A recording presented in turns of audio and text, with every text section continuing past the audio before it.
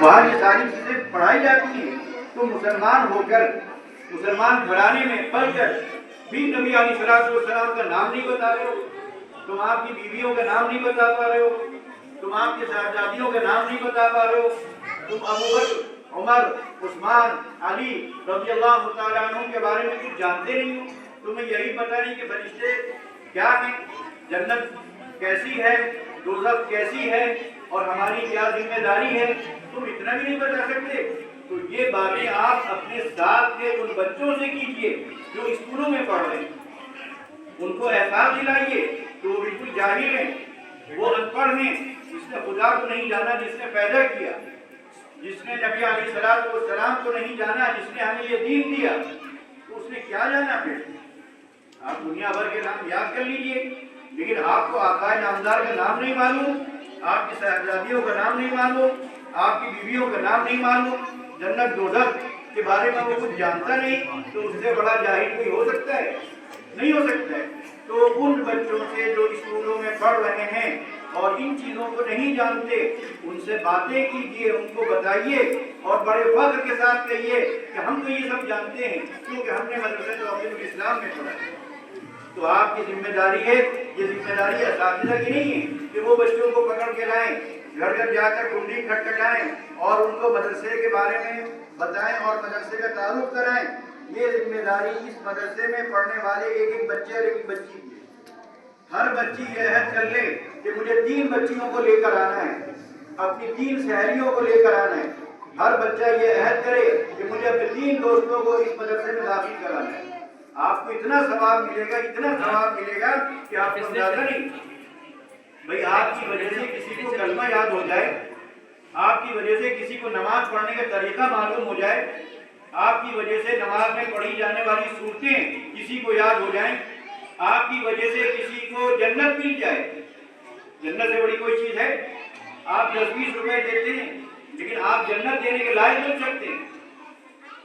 آپ اپنے کوئی چھوٹا موٹا بن سکیے، اللہ تعالیٰ نے آپ کو وہ نعمت دی ہے، وہ دولت دی ہے اور وہ موقع دیا ہے کہ آپ چاہیں تو دسیوں کو دوزخ سے نکال کر جنت میں پہنچا سکتے ہیں۔ ڈھکیل کر نہیں، کھینچ کر نہیں، گود میں اٹھا کر نہیں، کلمہ یاد کرا کے۔ آپ کے کتنے دوست ایسے ہوں گے کہ انہیں کلمہ یاد نہیں ہے، انہیں نماز میں پڑھی جانے والی صورتیں یاد نہیں ہیں، انہیں رکوع اور سجدہ نہیں معلوم کہ رکوع میں کیا پڑھا جاتا ہے، سجدے میں کیا پڑھا جاتا ہے، قاعدے میں کیا پڑھا جاتا ہے، نماز میں نیت کیسے کی جاتی ہے، نماز کتنے وقت پڑھی جاتی ہے، یہ نہیں جانتے وہ۔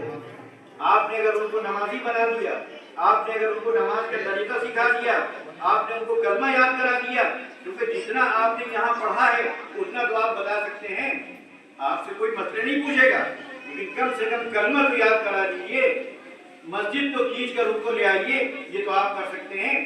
وہ آپ کے ساتھ عصر سے مغرب تک کھیلتے ہیں کہ نہیں کھیلتے، لیکن جب نماز کا وقت ہوتا ہے، اذان ہوتی ہے، تو آپ چپ چاپ مسجد آ جاتے ہیں اور وہ اپنے گھر چلے جاتے ہیں۔ کیا کھیلنے میں صرف ساتھ ہوگا؟ ارے ان کو جنت کا بھی ساتھی بنائیے۔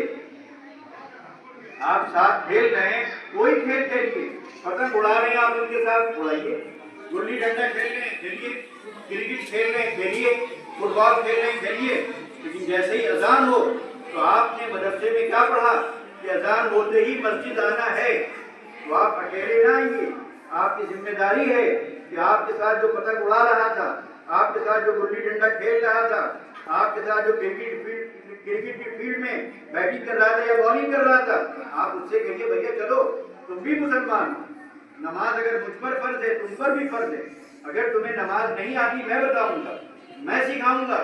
یہ آپ میں سے ہر شخص کی ذمہ داری ہے، ہر بچے کی ذمہ داری ہے کہ وہ اپنے ساتھیوں کو مسجد لے کر آئے، ہر بچی کی ذمہ داری ہے کہ وہ اپنے ساتھ گھر میں لے جا کر اپنی سہیلی کو نماز پڑھوائے، نماز کا طریقہ اسے بتائے، قرآن کریم کی وہ صورتیں یاد کرائے جو اس نے یہاں پر یاد کی ہیں، اور وہ آپ کی سہیلی وہ صورتیں نہیں جانتی، نہیں پڑھتی یا نہیں پڑھنا آتا ہے۔ تو اگر ہم یہ کر لیں گے تو انشاءاللہ آپ دین کی اتنی بڑی خدمت کریں گے یہ کہ آپ کو اندازہ نہیں کہ اس پر آپ کو کتنا ثواب ملے گا۔ آپ ابھی سے اپنا ثواب، یعنی آپ ابھی سے ثواب حاصل کر سکتے ہیں۔ آپ یہ نہ سمجھیے کہ جب ہم بالغ ہوں گے، جب ہمارے اتنی بڑی داڑھی ہوگی اور داڑھی بھی جب سفید ہو جائے گی تب ہم یہ کام کریں گے۔ ارے اس وقت تو کیجئے گا، آپ ابھی سے جو کام کر سکتے ہیں وہ کیجئے، اور یہ کام کوئی مشکل نہیں ہے۔ دیکھیے محلے میں لوگ کتنی تعریف کریں گے، جہاں سے آپ گزریں گے کہیں گے ارے واہ یہ ہے توقیر الاسلام کا طالب علم، یہ وہاں کا بچہ کتنا نیک ہے، کتنا شریف ہے، کبھی زور سے بولتا نہیں، سب کو سلام کرتا ہے، جس سے ملتا ہے سلام کرتا ہے، کوئی سلام کرے اس کو جواب دیتا ہے۔ تو سلام کرنا یہ بھی آپ کی ذمہ داری ہے۔ سلام کرنے میں کیا کسی کتاب کو پڑھنے کی ضرورت ہے، کسی تقریر کو سننے کی ضرورت ہے؟ آپ طے کر لیجئے کہ ہم جو بھی ملے گا اس کو سلام کریں گے، چاہے بڑا ہو چاہے چھوٹا ہو، آپس میں سلام کی عادت ڈالیے۔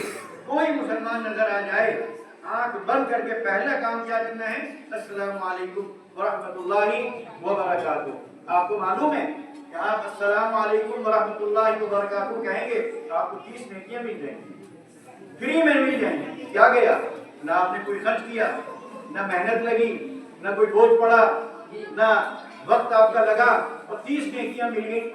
دن بھر میں اگر آپ نے 20-25 آدمیوں 20 آدمیوں سے سوال کر لیا، یہ سلام کر لیا، تو 3 دونی 600 نیکیاں مل گئیں۔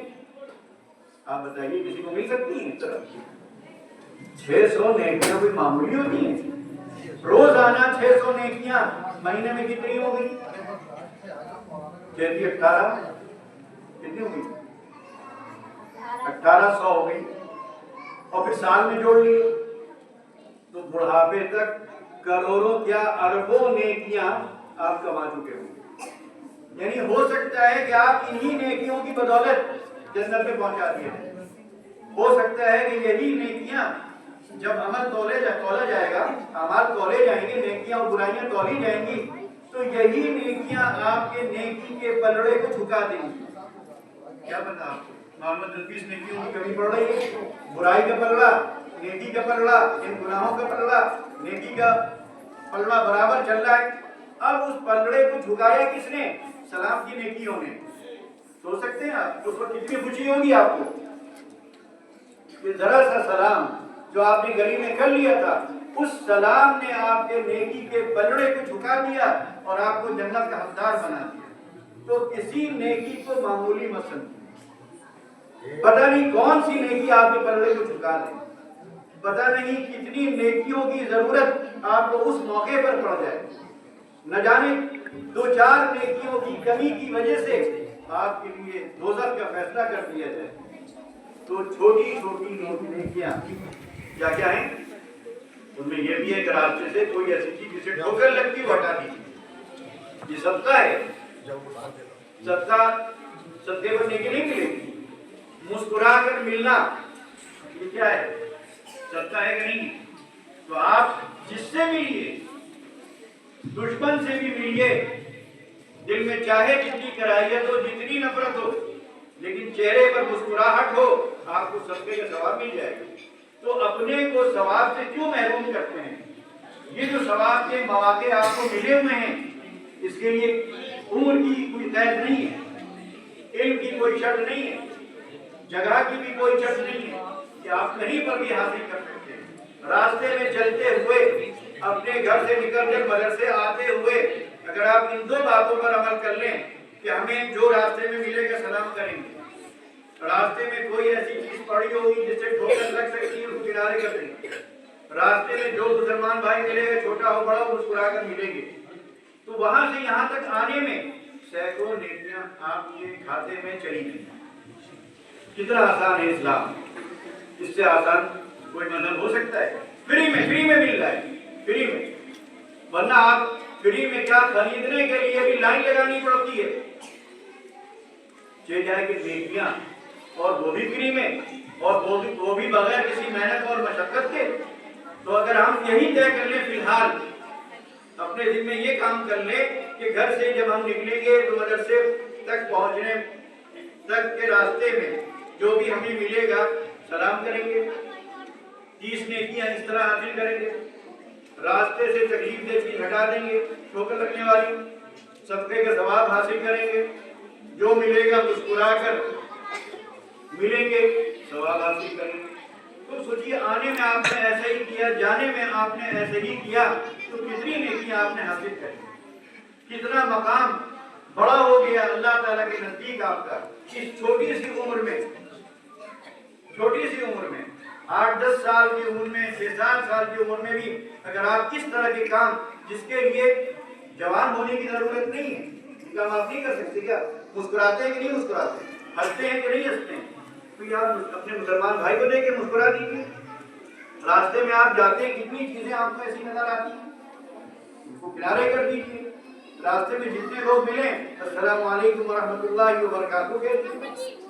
بلکہ اگر اور آپ آگے بڑھیں تو اگر کوئی آپ غریب آدمی، بوڑھا آدمی، کمزور آدمی تھیلا لے کے جا رہا ہے، آپ کے لائیے یہ تھیلا آپ ہم اٹھا دیتے ہیں، ہم آپ کے گھر پہنچا دیں گے، اس کے دل سے دعا نکلے گی نہیں نکلے گی؟